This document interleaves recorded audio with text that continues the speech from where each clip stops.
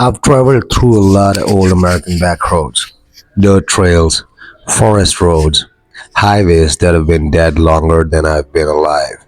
But nothing prepared me for the silence that hangs over Black Hollow. You ever drive into a place and feel like the trees themselves are watching you? Like the wind ain't just wind, it's whispering something you're not supposed to hear? That's Black Hollow. It's not on most maps anymore. Google will take you to a point of interest that's basically just a patch of forest and a broken railroad line.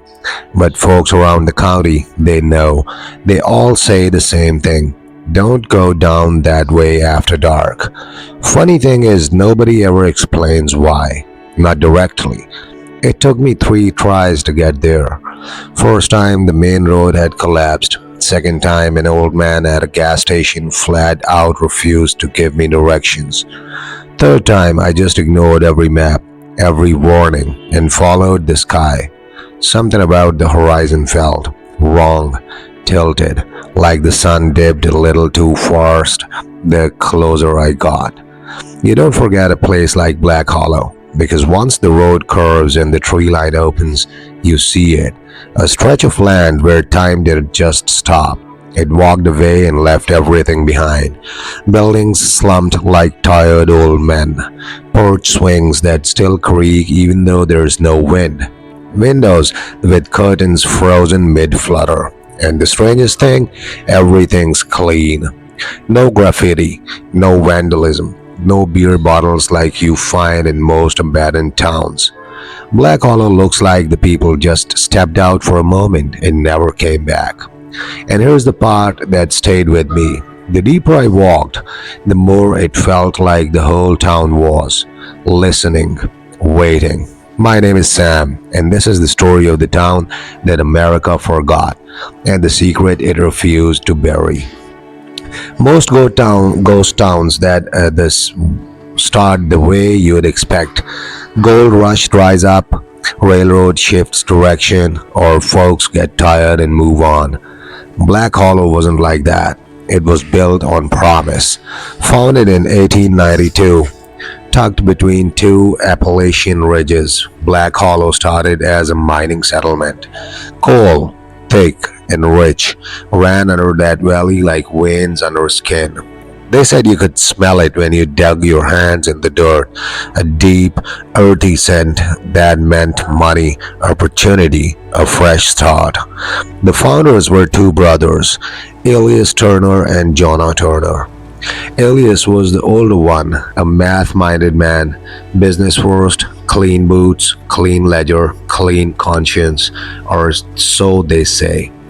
Jonah was the opposite, rugged, charming, the kind of guy who'd shake your hand, look you dead in the eye, and make you believe every damn word he said, even if half of them were lies. Together they built a town from scratch, a general store, a church, a wooden schoolhouse with a bell that could be heard halfway up the ridge, rows of worker cabins linked like teeth in a crooked smile. And right in the center of town, like a beating heart, the Turner Mine Number 1. As it speak, the mine employed over 300 men and boys. Women ran the homes, cooked meals, taught Sunday school. Children played in muddy streets, their laughter echoing between the ridges. It wasn't rich by modern standards, but by 1898, Black Hollow was thriving, the kind of place people passed through and said, "Damn, I could see myself living here." But history has a way of hiding the cracks until they widen, and Black Hollow had a crack running right under it, deep, dark, and ancient. Before the Turners arrived, the locals had a whole different name for that valley, the hollow that breathes. Sounds dramatic, right? But it wasn't. It was literal. Back in the mid 1800s, hunters and wanderers talked about strange drafts of air rising from the ground. Cold air in summer, warm air in winter, like the earth itself exhaled at dawn and inhaled at dusk.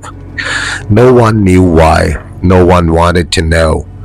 Folks in those days were superstitious, sure, but they weren't stupid. If the ground breathes, you stay off it. They claimed there were holes in the valley, natural ones, deep ones, too deep. Some said the previous settlement, a small community from decades before, had abandoned the place after half their livestock died mysteriously. Others swore the land had a sound to it at night, a low hum that vibrated through the air like a moan. But the Turners, they didn't believe in old mountain tales. They believed in coal, in money, in progress. And so they drilled and drilled and drilled deeper until one day they found something. Not coal, not stone, a shaft, a hollow space under the valley floor, so perfectly shaped it looked carved by human hands. Except no records exist of anyone building it. No miners ever worked there before. No settlement dug tunnels. It wasn't natural, but it wasn't man made either. And the strangest part, when they first broke through the top of that hidden chamber, one of the workers said something drifted up. Not air, more like a sigh. The turner sealed it back up and ordered everyone quiet. Just a pocket of old air, Elias declared. But the workers didn't buy it. After that day, miners began refusing to work late shifts. Some claimed to hear knocks on the cavern wall, three low, slow taps. Others swore they heard voices whispering through the vents, too muffled to understand, too real to ignore. By winter, 6 men had quit. By spring, the first disappearance happened. And that's when the town stopped talking about progress and started whispering about the hollow. His name was Michael Dew, 27 years old, father of 2 little girls, a damn good worker, never missed a shift, the kind of guy people relied on. One morning in 1901, he clocked in at 6 a.m. like usual. He was assigned Section 4B, a tunnel close to the hidden chamber the Turners sealed. At 8:20 a.m., other workers reported a sound, metal hitting stone. Then a sharp yell, cut off too fast. By 8:30 a.m., they went to check on Michael. His tools were there, his lunch pail, his lantern still burning. But Michael, gone. No blood, no drag marks, no signs of collapse, just nothing. Here's the part folks never forget. The tunnel where Michael worked had fresh marks on the wall, vertical scratches, 5 of them, too deep for fingernails, too narrow for tools, like something inside the stone had clawed its way out. The Turners dismissed it immediately and said Michael wandered off and ran away from his debts. But the town knew better because miners don't leave their tools behind. They don't leave their lantern burning. They don't leave their lunch. And they sure as hell don't walk off into solid rock. After Michael's disappearance, the workers made a rule. No one goes near Section 4B alone. But rules don't stop what's already awake. Despite the fear that wormed its way into the mind, the town kept growing. New houses went up. The school expanded. A small hospital was built near the ridge. Kids ran through dusty roads with tin toys and lunch pails. On Sundays, the church bell rang so loud the valley seemed to answer back with its own echo. For a while, people convinced themselves the mine was safe, or at least safe enough. Human beings are good at lying to themselves when their stomachs are full. Shift by shift, year by year, Black Hollow climbed toward its peak. But underneath, the old chamber waited, and it remembered being disturbed. People reported hearing strange noises coming from vents, sounds that weren't quite wind, not quite human. Children said the ground behind the school hummed at night. Dogs refused to go near the mine entrance after dusk. Lantern flames flickered around in visible drafts. And then came the second disappearance. This time, they couldn't blame debts or rumors or wandering off, because the second man vanished in front of 12 witnesses. It'll tell you that part in Black Hollow. I'll deliver the next long segment just now. His name was Thomas Clay, age 41. Big man, quiet, steady, the kind of worker who never raised his voice unless he needed to, a father figure in the mine. On May 3rd, 1903, Thomas was assigned to the reinforcement crew, 12 men total, working near the central corridor, nowhere near Section B. This part is important. He wasn't alone. They were laughing about a card game from the night before. Normal day, normal job. Then the ground shifted. Not a quake, not a collapse. More like the earth bucked, as if someone underneath it pushed upward for half a second. Everyone stumbled, lanterns swung, dust fell like gray snow. Before anyone could react, Thomas, standing closest to the eastern wall, froze. The men later said his expression changed instantly. His eyes widened, his breath caught. He whispered something like, "It's breathing again." The others didn't understand, didn't have time to, because the wall beside Thomas, the solid rock wall, cracked open. A vertical line, thin as a thread at first, widened like a mouth splitting stone. It should not have been possible, not physically, not geologically. But the wall opened anyway. A gust of air rushed out, hot, foul, metallic. Several men gagged. One dropped his lantern. The crack widened further, just enough to swallow a person sideways. Thomas didn't even scream. He jerked forward like something yanked him by the collar, and the wall closed around him. Just like that. 12 witnesses, 12 sworn testimonies. A man pulled into a stone wall like it was water, and the wall sealed shut a heartbeat later. No tunnel behind it, no cave, just solid rock. The miners ran. Some dropped tools, some dropped their lunches. A few dropped on their knees the moment they reached daylight. News spread through Black Hollow faster than wildfire on a dry ridge. Kids were pulled indoors. Women locked their windows. Dogs howled until dawn. People demanded answers. The Turners gave none. They only said Thomas Clay suffered a hallucination and became lost in the tunnels. There is no wall opening. The mine is safe. 12 men screamed at them in the meeting hall that night, swore blood oaths on what they'd seen. But the Turners, powerful, respected, and backed by mining investors, brushed it off as fear exaggeration. And the next morning, work continued, because hunger, fear, and poverty make people do what they swore they'd never do: go back underground. After Thomas vanished, the town's trust in Turners cracked, just like the mine wall, and folks noticed things. Elias Turner, the disciplined numbers man, suddenly stopped attending church. He walked around with deep circles under his eyes. He snapped at people he once greeted warmly. Jonah Turner, the charismatic one, started drinking at the back of Channel Store late at night. A bottle of whiskey, a single lantern, eyes staring at nothing. Workers overheard their arguments through thin office walls. "We should have opened that damn chamber, Jonah." "It was already open, Elias. It's older than the mine. You sealed it wrong. It can't be sealed." What did that mean? Nobody knew. Not until later.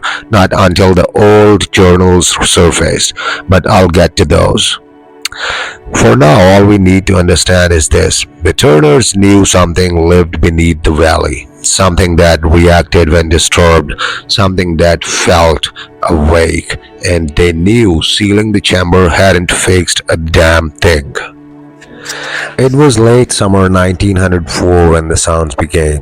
Kids were the first to complain. "Mama, the ground is humming again. I heard tapping under my floor. The trees are whispering my name." Adults dismissed it. Kids exaggerate. Kids dream. But then the mines reported new ventilation issues. Air pressure in certain shafts dipped for hours. Drafts blew from closed tunnels, and the sounds traveled. Not through the mine, not through pipes, through the valley itself. Workers' wives sitting on their porches at night felt the wooden planks vibrate beneath their cooking chairs. Porch lanterns flickered from still air. Dogs barked at empty hillsides. Then came the night everyone remembered. August 14th, 1904.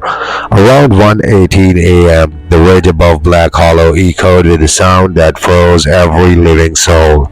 A moan, deep, slow, long, as if the mountain exhaled the grief of 1,000 years. The sound rattled windows, made water glasses vibrate, shook picture frames off walls. People ran outside, praying, crying, screaming for the Turners to speak. But the Turners stayed indoors, lights off, doors shut. Something had woken in the hollow beneath them. Something old, something patient, something angry.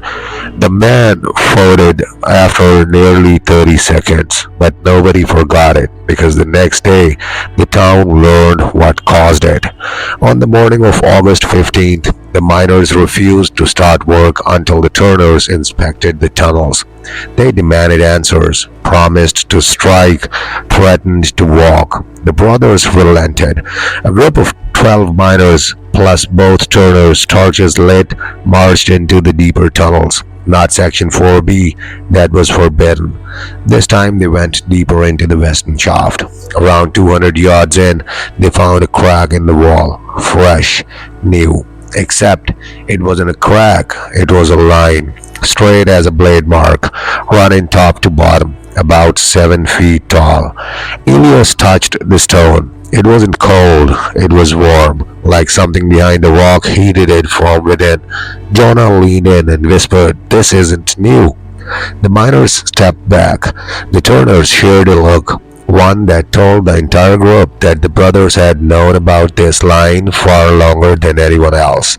One of the men, Harold Beach, spat on the ground. He knew the hollow was opening again. Elias didn't respond. His hands trembled. Jonah stepped forward, placed his palm flat against the stone, and the line opened. Not like a collapsing tunnel, not like a crack widening. It opened like a door, stone folding inward, silent, smooth, impossible. Behind it was a chamber, curved, vast, empty, except for one object. A circular stone platform, carved with markings none of them recognized. No coal, no tools, no evidence of miners, just the platform. And the faint sound of air, rhythmic, like breathing. The men ran, even the Turners. They sealed the tunnel entrance that same night. Every worker was sworn to secrecy. Anyone who talked faced punishment or exile. But the rally knew, the land always knows, because after the hidden door opened, Black Hollow began to decline. Fear in a small town spreads like smoke under a door. Kids stopped playing past sunset. Parents boarded up their basements. Miners carried prayer cards in their pockets. School attendance dropped. Church attendance skyrocketed. Whispers swirled. Something's moving under the ground. Animals are disappearing. Found a car with no marks, just empty. My boy heard knocking again. The Turners lied, the Hollow's alive. Shops stayed open, but their hours shrank. People rushed home before dusk. The ridge got quieter every week. A few families moved away. Their houses were never resold. And through all the fear, the Turners pushed the mine harder. More shifts, more workers, more money funneled into expanding deeper and deeper shafts. Jonah insisted the mine could hit a second coal vein. Elias insisted they needed money to contain structural instability. Nobody believed either of them, not anymore. They came the moment every old-timer talks about, the moment the town's fate was sealed for good. It was January 5th, 1907, a freezing night. Snow had fallen all day. Cold enough to make your bones ache, quiet enough to make you hear your heartbeat. Around 10:14 p.m., the entire town's lanterns flickered, not just one, all of them. Windows glowed orange for a second, then dimmed, then flared bright again. Dogs howled, horses bucked in their stalls. The ridge rumbled faintly, Not a quake, but a vibration, like something huge shifting deep underground. Then the mine's warning bell, the one used only for collapses and explosions, rang by itself 3 times. Slow, heavy, final. The townspeople rushed to the hill overlooking the mine. They didn't see fire, didn't see smoke, didn't see workers running. They saw something worse. The mine entrance was breathing. Lanterns swung, snow blew inward. The wooden support beams bowed outward, like pressure inside was pushing to escape. Children screamed, adults fell to their knees. Some claimed to hear voices inside the mine. Dozens leered, echoing. The Turners arrived minutes later. Elias shouted for everyone to go home. Jonah yelled at his brother to do something. Damn it. But no one moved. Nobody left the hill because everyone could see the entrance expand, contract, like lungs. The valley, the mine, the land beneath their feet was breathing. And that's when Black Hollow's fate became sealed, when fear changed from whispers into prophecy. But the real disaster, the one that wiped the town from history, was still 43 years away. The 1950 event, and that's where things get worse, much worse. I don't know why I expected Black Hollow to feel normal in daylight. Maybe I thought sunlight could wash the weirdness off this place like ran off a windshield. But the next morning proved one thing clearly. Black Hollow was strange at every hour. The town wasn't abandoned, not technically, but it felt like it had retired from existing. Shops were open yet hollow, a hardware store with all the lights on but not a single customer inside.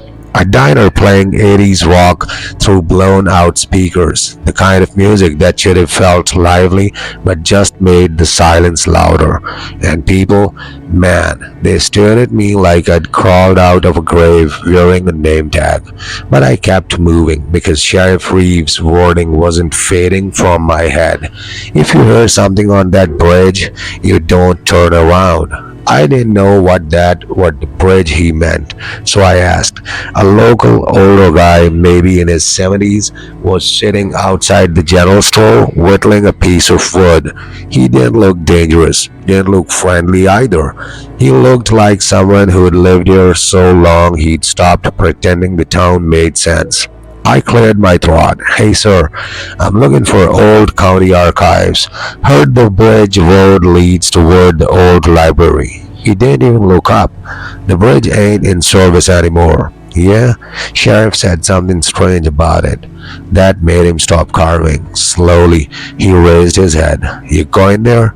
I shrugged, just curious. He stared for a long moment, long enough for me to start wondering if I'd messed up. Then, in a voice as dry as dead leaves, he said, You don't go on that bridge after sunset. I'm not planning to, but he cut me off. You don't go near that bridge after sunset. The man finally leaned back a little, eyes narrowed. Kids used to dare each other to walk across it.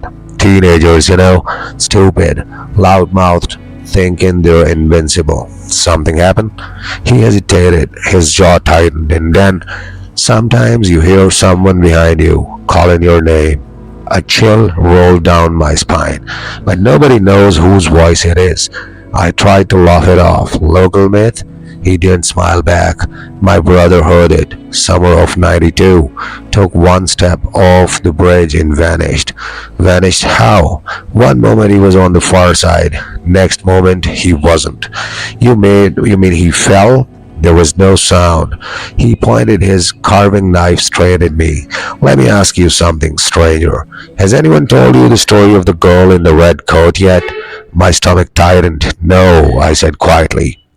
He nodded slowly like he expected that answer. You will. He went back to carving. Conversation over, whether I liked it or not.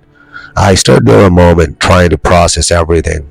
Sheriff's warning, This old man's warning, the girl in the red coat, the missing brother.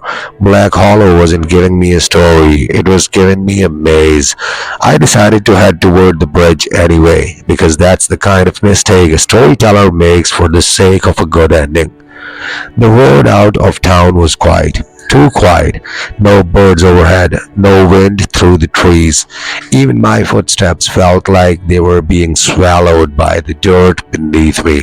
And then I saw it, the bridge, long, old, weather beaten, like someone out of a town that died 50 years ago but forgot to tell the bridge it could stop working.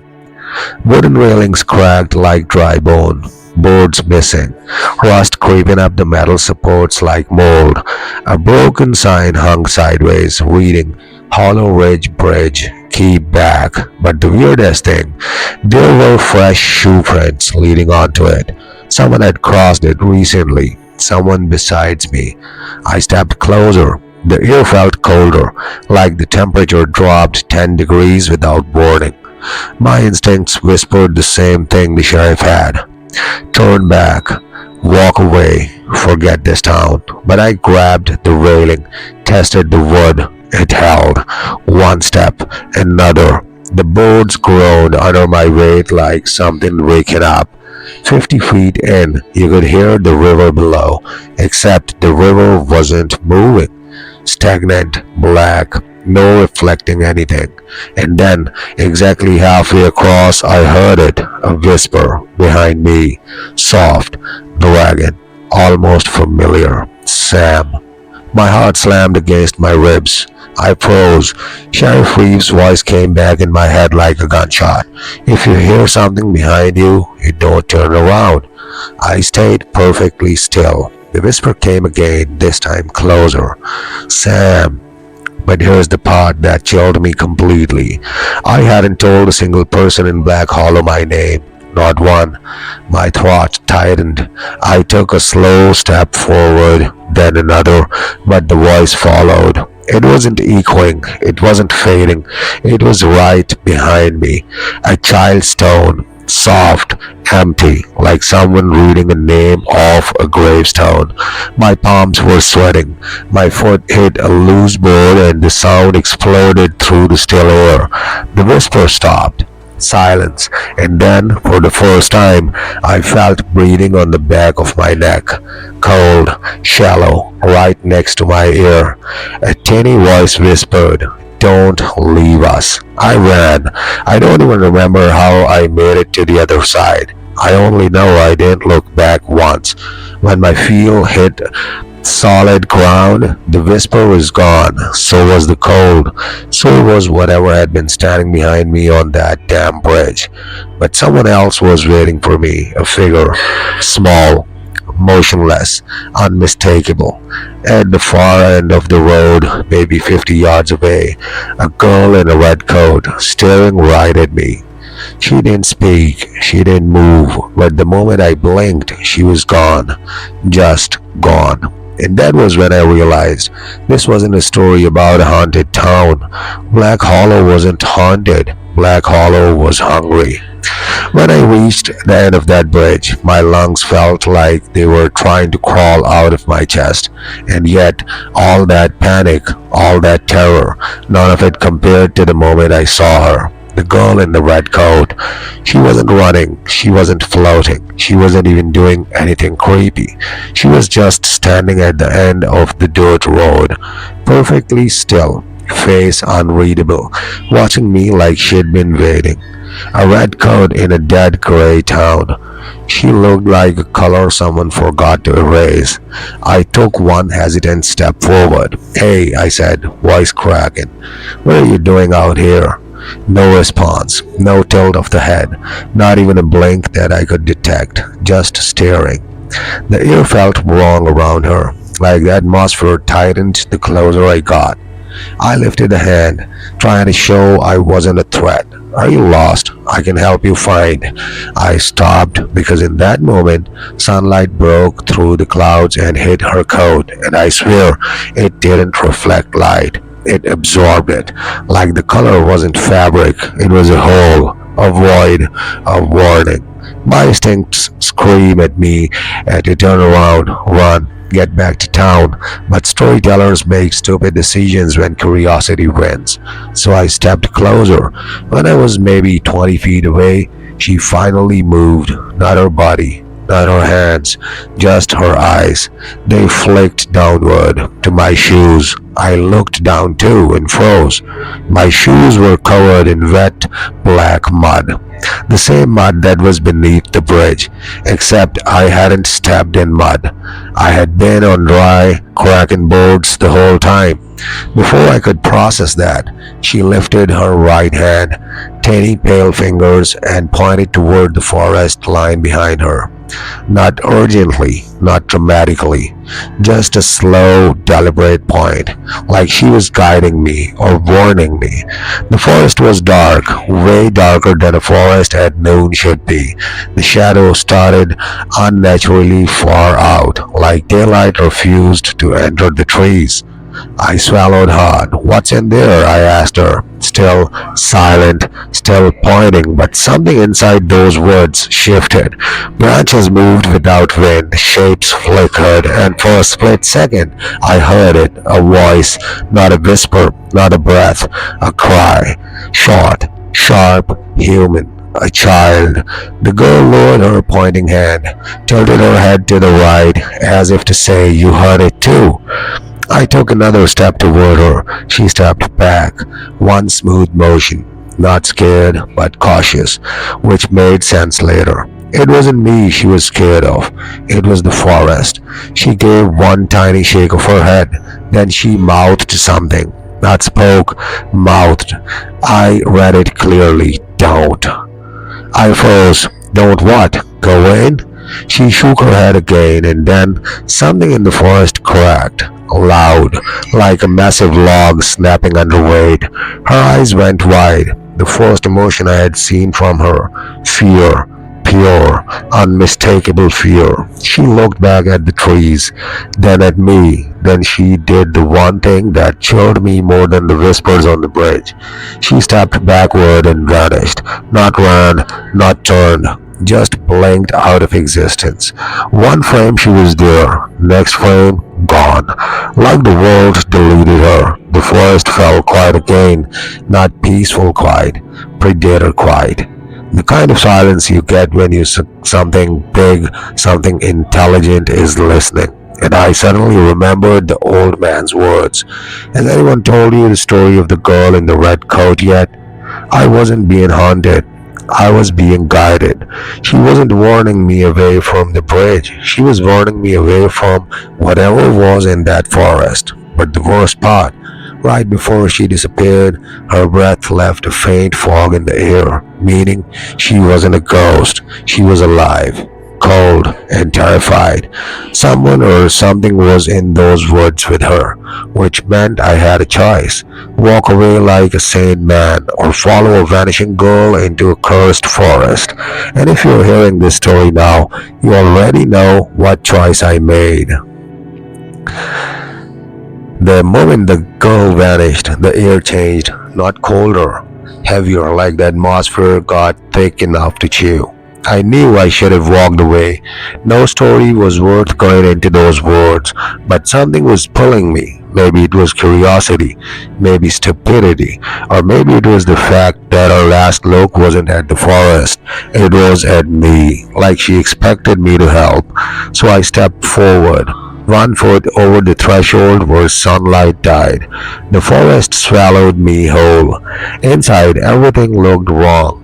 Trees twisted like they'd crowed in pain, branches curled inward like claws. The ground felt uneven, but when I looked down, it was flat, and deeper in, I heard it. A soft shuffle, a crack of twigs, a breath that wasn't mine. I whispered hello. Something answered, not words, a low, guttural hum, almost mechanical, almost human, like someone imitating speech but not understanding it. I kept walking. 30 feet in, I saw red. Not the girl, just a piece of her coat snagged on a branch. Torn, fresh. She was real. She was here, and she was running from something. My heartbeat matched my footsteps as I pushed deeper. Then I found the clearing. A perfect circle of trees, dead at the roots, as if burned down from the inside. At the center stood an old wooden sign, half rotten. Hello Children's Camp, established 1938. But the cabins were gone. All that remained were blackened outlines on the ground where fire had eaten everything. And then I felt it. Someone watching me. Slowly I turned. At the far edge of the clearing, standing between two dead pines, was a figure. Tall, thin, too thin. Head tilted, arms hanging lower than arms should. Legs too long, back curved like it was borrowed from an insect. No eyes, no face, just shape. It swayed gently as if breathing. The hum started again, low at first, then rising into a horrible half whistle. I stepped backward. I stepped forward. I didn't breathe. It didn't blink. And then from the shadows behind it, run, a whisper, her whisper. The girl, before I could react, a small hand grabbed my sleeve and yanked hard. I stumbled backward, hitting the dirt as something huge crashed where I had been standing, a long arm slamming the ground with so much force the earth split. The girl's face appeared beside mine, eyes wide, terrified. Move, she mouthed, pulling me to my feet. She didn't speak out loud. She didn't need to. Her urgency said everything. We sprinted into the trees, branches whipped past. The thing behind us screeched, a sound like metal scraping bone. The girl pointed left. We veered. Something heavy plowed through the trees behind us, shaking the ground. I asked breathless, "What is that thing?" She didn't answer. She only said one word, a whisper, "Hollow." Suddenly I understood. Black Hollow wasn't named after the town. It was named after them. Not ghosts, not demons, hollows. Things with no faces, no voices of their own, so they stole the voices of others. That whisper on the bridge, not a spirit, a hollow. The girl yanked my hand again, pointing toward a small stone tunnel, the remains of an old drainage pipe. We slid inside just as the creature slammed into the hill above us, sending dirt raining down. Inside the tunnel, it was dark but safe for the moment. The girl finally spoke. Actual sound, her voice trembling. "You shouldn't have crossed the bridge." "Why?" "They smell new people. They follow new voices." I swallowed. "What do they want?" She shivered. "Company." A chill shot through me. "How long have you been out here?" She hugged her knees. "A long time." "Where are your parents?" Her eyes dropped. "They tried to find me, then the forest took them." I felt sick. "So why help me?" She looked up, eyes huge, scared, pleading. "Because they don't want you. Not yet. They want your voice first." "My voice?" She nodded slowly. "They mimic who they catch, who they keep. They tried to take mine." She touched her throat gently. "So I don't talk anymore." "Not unless I have to." The ground above us rumbled. Slow footsteps circling the pipe. Her eyes widened. "They're close. What do we do?" She pointed toward the end of the tunnel. A faint glow of daylight. "If we reach the river before they do, they can't cross running water. So we run?" She nodded. We waited, both silent. The creature sniffed outside. A wet, rattling inhale. Then silence. She whispered, "Now." We sprinted out of the pipe, down the hill, through brush and thorns, until the sound behind us rose again, that awful, broken whistle. The river appeared, fast-moving, alive, loud. She jumped in first. Cold water splashed everywhere. I followed. The hollow lunged from the forest edge, inches away, its arms stretching impossibly long, claws reaching for my coat. But the moment water splashed over me, it recoiled, shrieking like the sound of rust ripping open. Its stink smoked. It stumbled backward. We crossed to the other side as the creature thrashed, pacing the riverbank like a predator denied a meal. It couldn't follow. The girl collapsed on the ground, shaken. "You're safe now," she whispered. I crouched next to her. "What's your name?" She hesitated, then quietly, "Lily." "Lily, do you know the way back to town?" She nodded. "Will they come after me again?" "No, if you leave. Not if you don't cross the bridge again." I exhaled. She wasn't a ghost, not a vision, not a lure, just a lost kid trapped in a nightmare town, and I knew what I had to do. "Come with me," I said gently. "I'll take you out of here." She smiled, small, hopeful, but then her eyes drifted past me. She froze. I turned around slowly. On the other side of the river, more shapes emerged from the trees. Tall, thin, faceless. 1, 2, 5, 10, all watching us, all mimicking the tilt of their heads, all humming that broken, almost human whistle. Lily whispered, "They don't like when someone leaves, but they can't cross the water." She shook her head. "They can't wait." My stomach dropped. "How long?" Her voice broke. "Forever." I looked at her, then at the creatures, then at the long road leading out of Black Hollow. "Lily, we're leaving." "Today," she nodded. Together we walked away from the river and toward the highway, the hollow crowd watching us silently from the far bank, their featureless faces angled in eerie unison. By sundown we reached my car. She climbed inside quietly, scared, tired, hopeful. As we drove away, I didn't look back, not once. And in the rearview mirror, just before the thick woods vanished behind the horizon, I saw one last glimpse. A single red coat hanging on a tree branch, fluttering in the wind, and beneath it, just for a moment, the outline of a tall, faceless figure watching the road, waiting. Black Hollow didn't follow us out, but it didn't forget us either, and I have a feeling sooner or later I'll have to go back because stories like this, they don't end, they echo.